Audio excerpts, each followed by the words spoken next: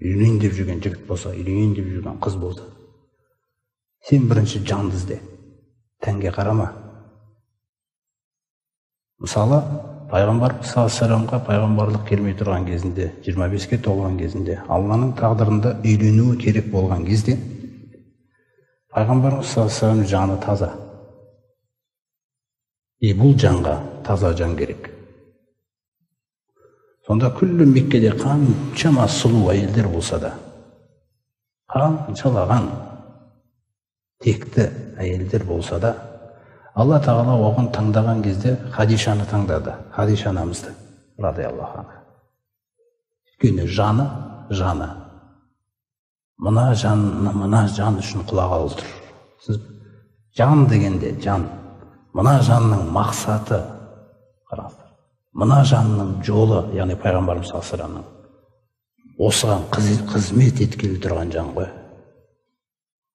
Осы екі жан, мына жан одан 15 жас үлкен болса да, сәйкес келген осы болды.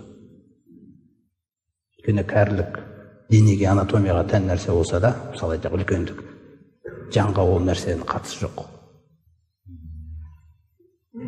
Сондықтан жанның жанға кейін қосылған кезде, екеуіне келескен кезде, пайғамбарымыз саллаллаху тағала Хира үңгіріне кете беретін болды. Рамазан айы бойы Хира үңгіріне кетеді. Алла Тағала солай қалады.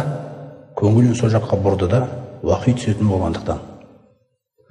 Сонда сол тауға кетіп баратқан күйеуіне қаяққа кетіп барасың деп айтпаған.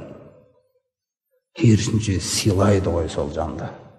Көрме, жанның мақсатын сыйлайды.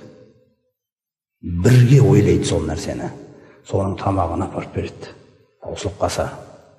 Сондықтан ең бірінші жанды ізде, тәнді емес.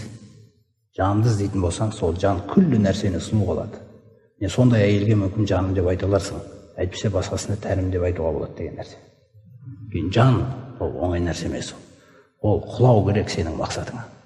Сондықтан үйленген кезде өзің сол сен оның тәніне ғашық болдың да, үйленіп аласың да, сосын мінез дұрыс емес екен дейсің. Неге? Өйткені сен жан іздеген жоқсың ғой. Сен жаңағы көзбен іздедік қой біз. Мына көздің ауруларымен бүйтіп жүріп, өзімізге келетін былай дегендей қып. Сондықтан тазалықтың күлсі жанда. Егер соны жанына сәйкес, өз жаныңа сәйкес нәрсені алсаң, ол сені де, әйеліңді де, жаңағы ата-анаңды да тірі болса бақытты қылады ол.